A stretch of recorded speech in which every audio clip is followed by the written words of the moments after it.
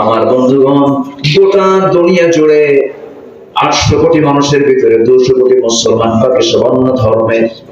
যত ধর্ম আছে সমস্ত ধর্মকে আল্লাহ রাব্বুল আলামিন বলেছেন বাতিল, একমাত্র হক দিন তার দিন আল্লাহ। এখন এই 600 কোটি মানুষ যারা ইসলামকে মেনে চলে না,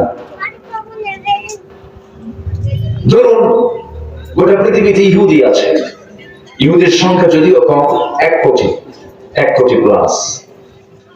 এদের জনসংখ্যা আজ থেকে 4000 বছর আগে ছিল 40 লাখ, সেটা আজকে 1 কোটিও হয় নাই। মানে কুকুরের বাচ্চার মতো একসঙ্গে 8-9টার জন্ম হয়, কিন্তু বাস্তব সব মূলে শেষ হয়।